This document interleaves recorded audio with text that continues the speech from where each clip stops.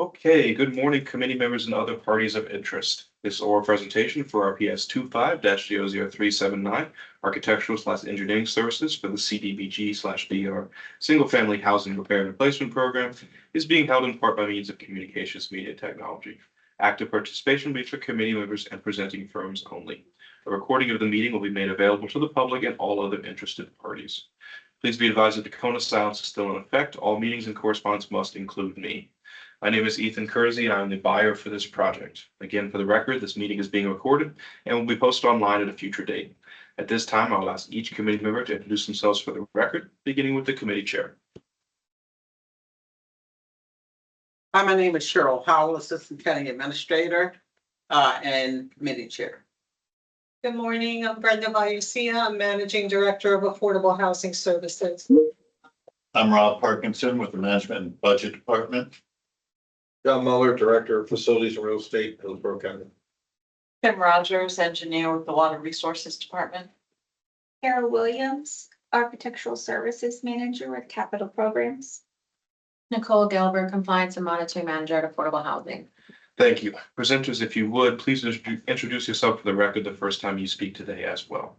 Our presenters will have a total of 30 minutes, 15 minutes for presentation, and 15 minutes for Q&A. The committee is advised that they may ask clarifying questions regarding any information provided in the firm's written proposal or that the firm brings up during today's oral presentation and interview. I will be timing your presentation and will signal to you when there are 2 minutes remaining. Immediately following the presentation, we'll move on to the Q&A portion, where I will also track your time and provide a 2-minute warning. I will start your time once you begin speaking. CSA Central, you are free to go when you're ready. Well, thank you very much. I really appreciate this opportunity to put faces and voices to the paper. And hopefully we can, in this presentation, we address all the questions that you sent us to cover during this agenda. And we're going to move, from the beginning of introducing the team, and then the rest of my group will actually address the specifics that you guys wanted us to cover. With me, I have the presenters. There are a couple of people here. One is Jessica Mauricio as a project manager with a tremendous experience in this type of projects of CDBG, and Ricardo Morillo, we call him Kiko, that will help us navigate all the FEMA requirements and the different, conditions that are necessary to bring a project to successful reimbursement and to get it all in compliance. Personally, my name is Juan Melgarejo. Like I said, I'm a senior vice president of the company. I'm one of the owners, and my role is the QA/QC in this project, making sure that you guys receive what you wanted to receive and that we're meeting your expectations according to our contract, and making all the necessary changes that we need to do in order to bring this back to what you like.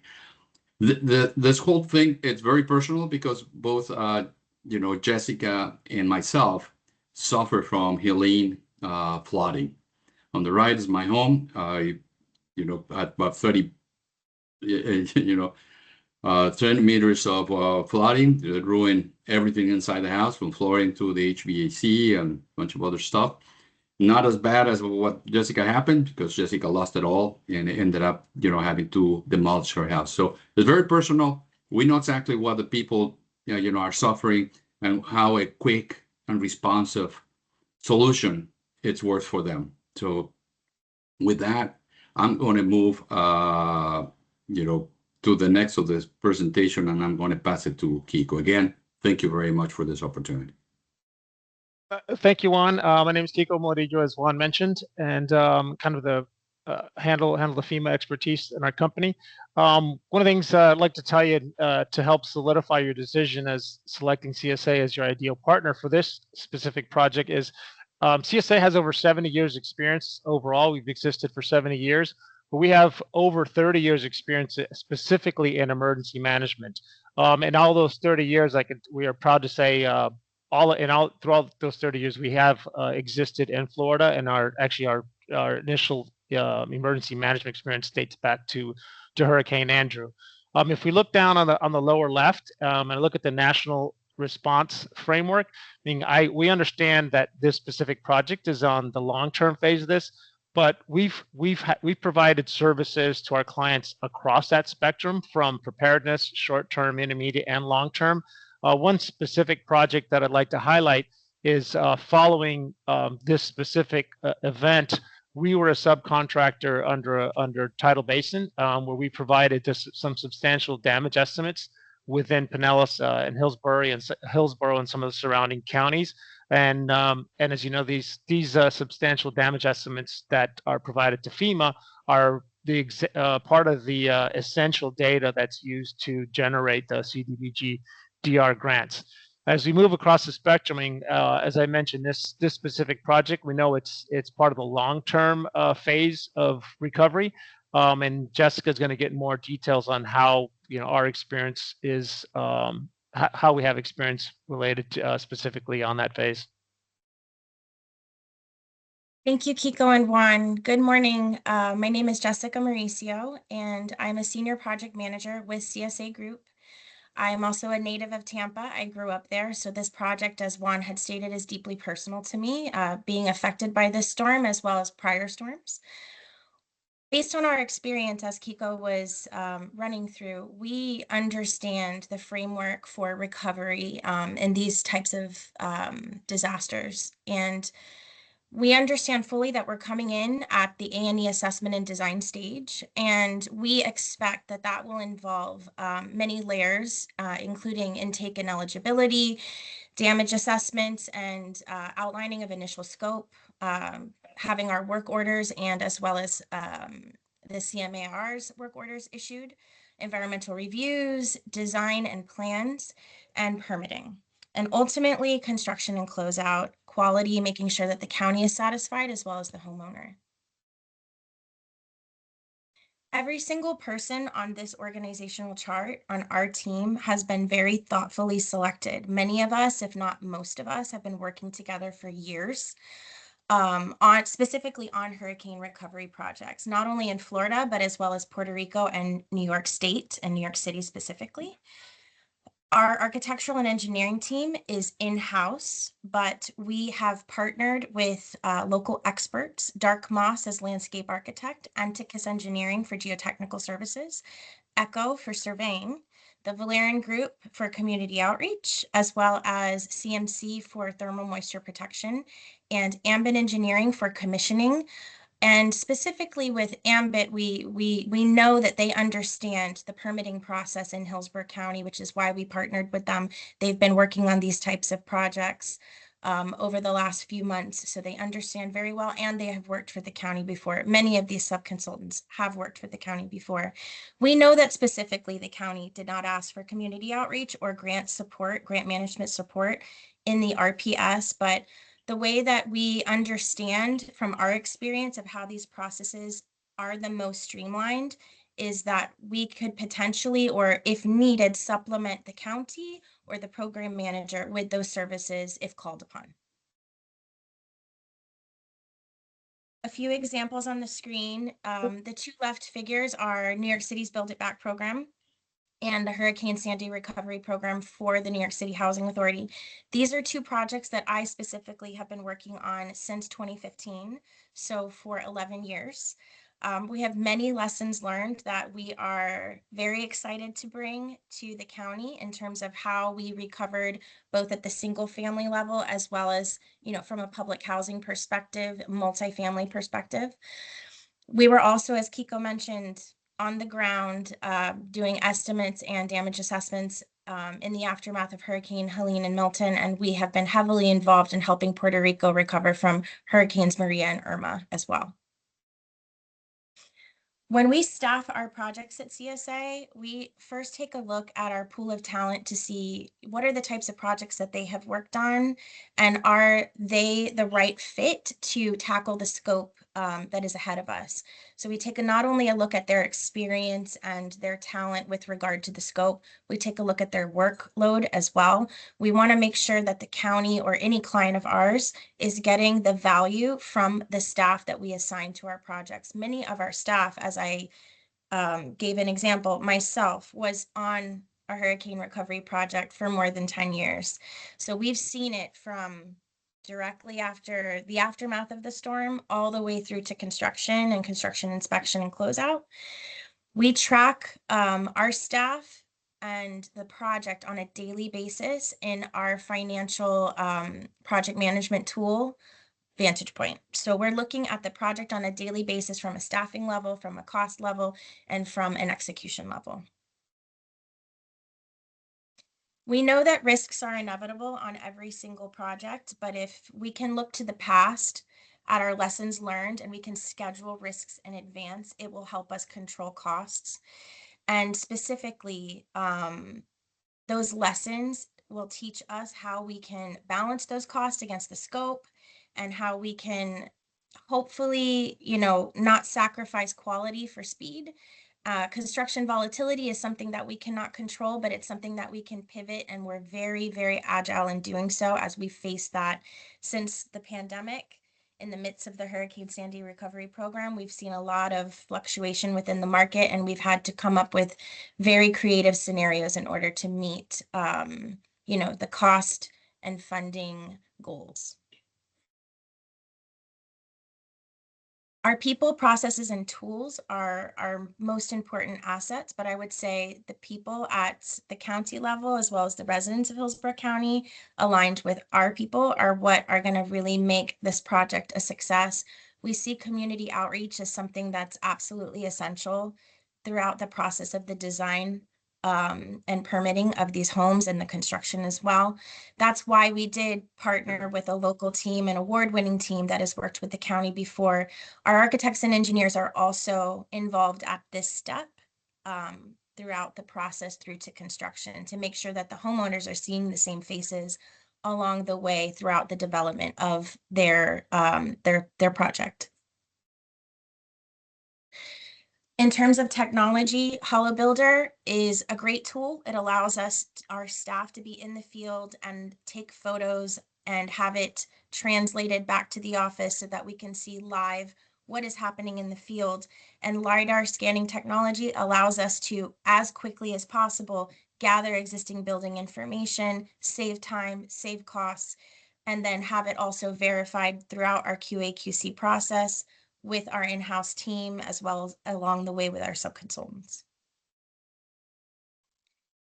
The measurement of success, really, absolutely, it's these things, right? So scope is addressed, understanding the process. We understand the process from every single viewpoint because we've played every single role through disaster recovery projects. So we have been boots on the ground in the aftermath of the storm, doing assessments and estimates to assist agencies as well as homeowners. We have acted as the A&E on hundreds of homes, the construction inspector on thousands of homes.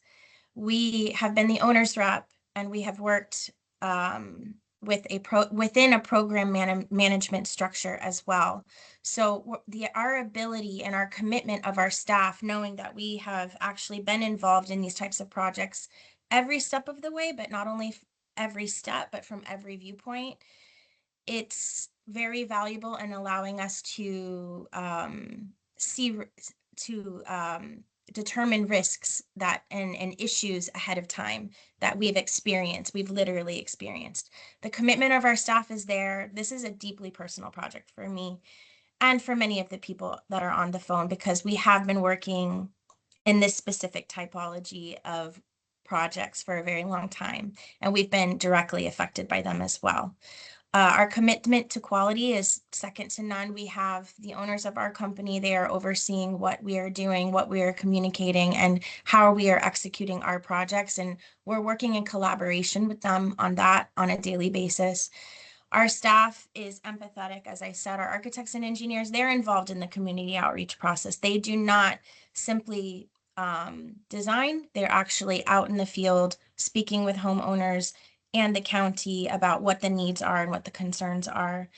And because of our ability to actually put on many hats, we're able to streamline our processes as an A&E and anticipate the county's concerns and priorities, as well as the homeowners' concerns and priorities, to deliver the best quality design as possible. And finally, we want to make sure that this is scalable for both the homeowner and for the county from a cost and schedule perspective. And finally, why should you hire CSA for this project? Well, it's because we have the lessons learned. We understand what's needed for success on these projects. We have the FEMA expertise in-house to make sure that we're compliant with the rules of the funding that are being applied to these projects. We have implemented from the A&E level, as well as from the design oversight level and construction oversight level, resiliency strategies, different types of resiliency strategies.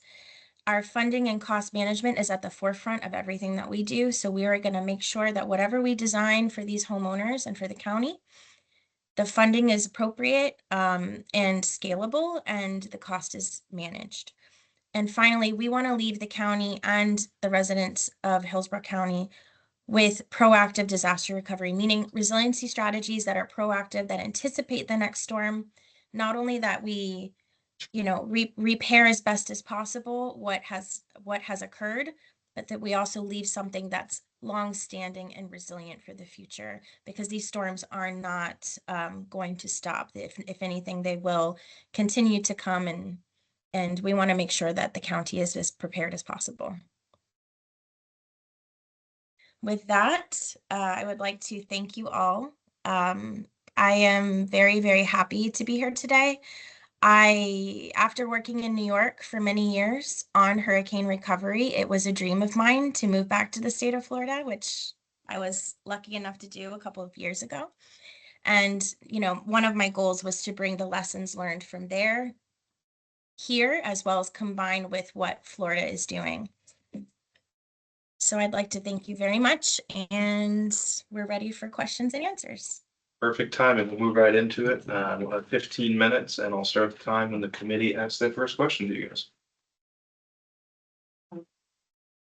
I was just gonna ask about the scanning techniques that you guys are using when you go in to do your inspections. Are you doing that in-house, or are you getting like a third-party vendor to go in and scan the properties?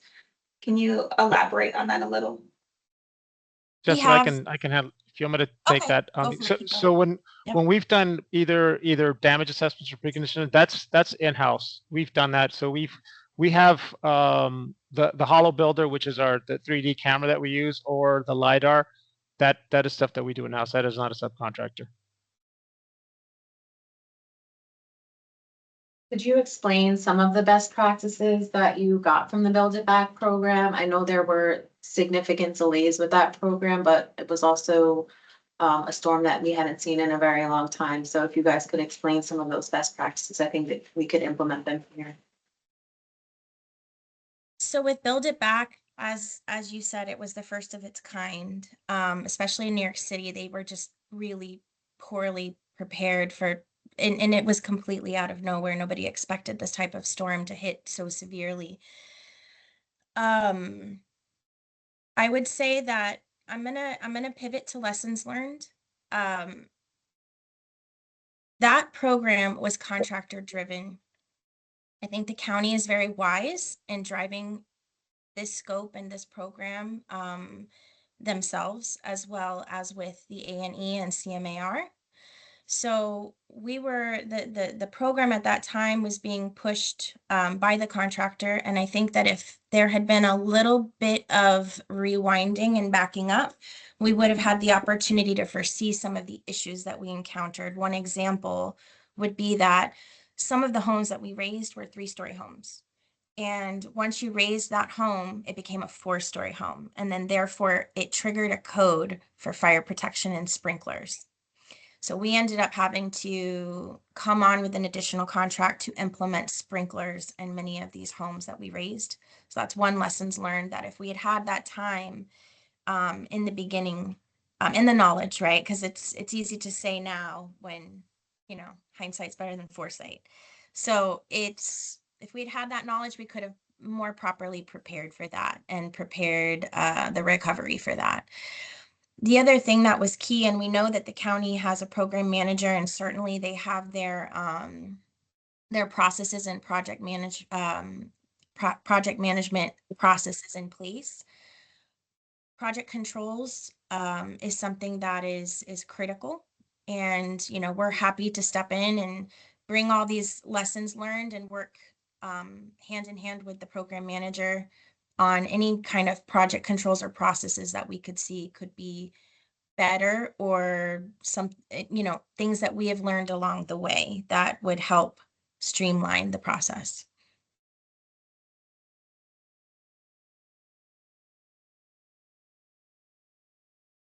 I have a question. So how many employees do you have total, and how many employees are in Florida? Professionals. Roughly, it's fine. Okay, so The company has about 600 professionals in total, and a total about 65 in Florida. Thank you.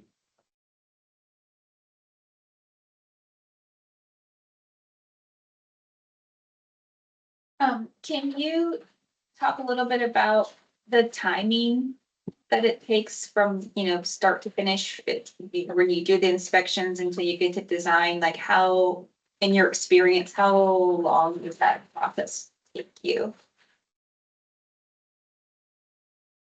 So I can speak from my experience. I at least know that the process that it's taken it has been really aftermath of the storm, insurance claims, assessments and funding, right, allocated. I would say 3 to 6 months for design. It really depends on the home, right? It depends on how deep the mitigation is on that specific home. So I would say 3 to 6 months for design, and then permitting, what I have seen specifically in the city of Tampa and Hillsborough County, has been around 3 to 4 months. I know that Juan has been experiencing a longer time frame personally. Ours was around 3 to 4 months. And in terms of construction, I would say around 12 months is a safe bet based on worst case scenario, like a complete rebuild, right? That would be my best recommendation on my real life experience.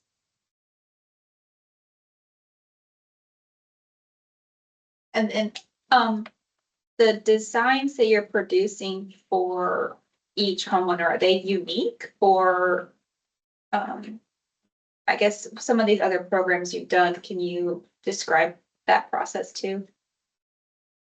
They will absolutely have to be unique because each home's different. So I'm sure there is some synergies between like a slab on grade versus a home with a crawl space. And we'll definitely look at what those are, but each home is so different that it will have to be different for each one. It will not be a cookie cutter solution. There's no way that it can be. Jaime, it's a great question. Jaime, if you can jump in and answer some of the challenges that you faced on Build It Back, that would be maybe something that they would like to hear, I believe. Yeah, and Build It Back, well, although it's still housing and single family housing, still somewhat different typology here. We have, even though each house looks different, there are many elements that could be similar.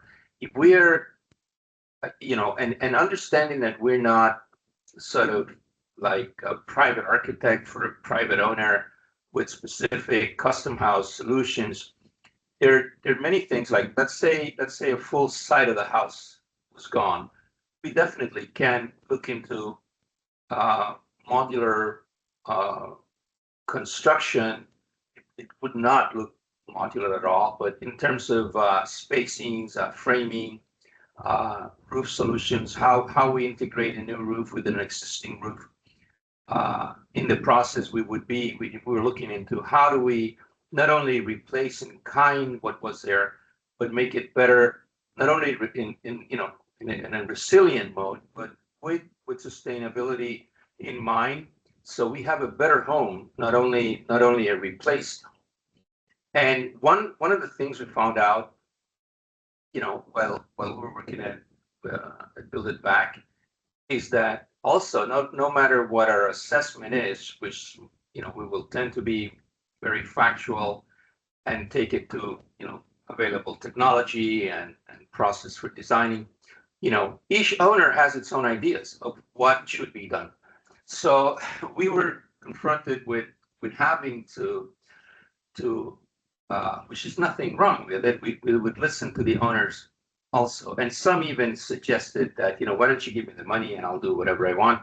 I can do it better than you. So we have to deal with all of that, and we're already prepared to deal with that. But in terms of we would look into how much can be modulated or customized or framed with same spacings or window sizes, stuff like that. So we can advance, but still looking at at the proper Florida typology and the way that the houses were built, which at the very end is pretty similar in concept. It's just the finishes or the way the siding goes or the added lanai or whatever. We can do both. We can do some customizing and still do some repetitive work, which will help with the timing. Yes. Yeah, I hope we answer your question. Yes, that's perfect. Thank you. I guess I have one more question. Can you talk a little bit, unless somebody else wants to, okay, about the grant manager that you have on the team and what their role looks like on a normal basis? So our, our grant manager on our teams is still actually working on, I guess the remnants of the Sandy program, and I think the benefit that we bring with that experience is in situations where we are not the I guess a selected grant manager, we always work hand in hand with the grant manager because to ensure that our process really is helping their process along. So frankly, from the initial damage assessments that we are providing to the grant manager, we're maintaining that process all along. Right now, our grant manager Raquel Carrion is she's also was intimately involved with the Build It Back program and with the CDBG-DR type grants in New York City. So she would kind of help us oversee and make sure that the stuff that our production staff is doing will be compliant and basically useful to present to your grant manager and to continue that process along successfully. And I'd like to add to that, like specifically having worked with Raquel over the last 12 years, the process of working with a grants management person like Raquel is that actually while we were in the midst of design, we would meet regularly with her and go over what was being proposed, and she would advise us on this will work, this will not work.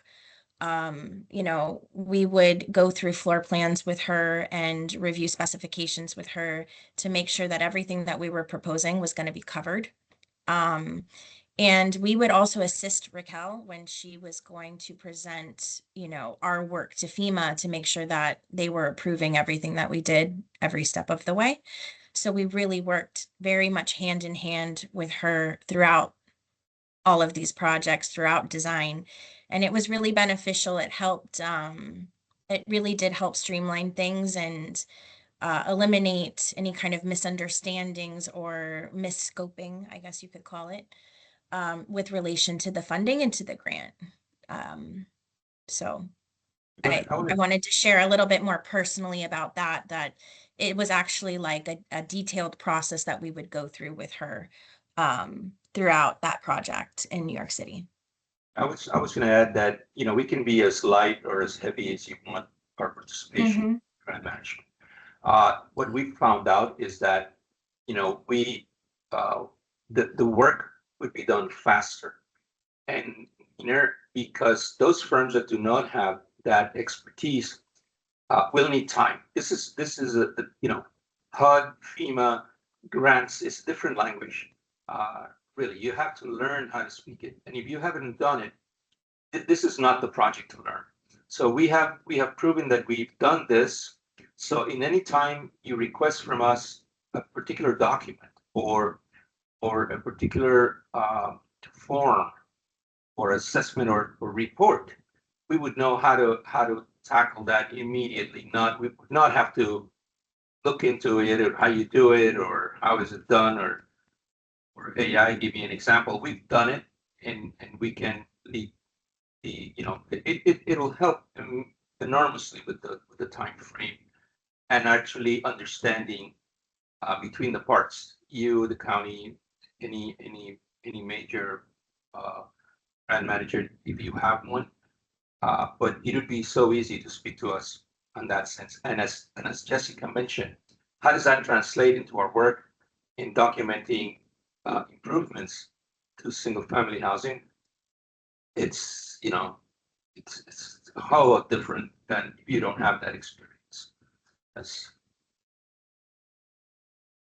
Probably have time for one more question. Anyone has it? We good? Yeah. Okay, we'll wrap up, guys. Thank you so much for all hopping on this morning with us. Continue to monitor UNA for more updates related to the solicitation. We are meeting again today at 3:15 if you'd like to watch that as well. So thank you guys so much. Thank you as well. All right. Thank you very much. Have a good one.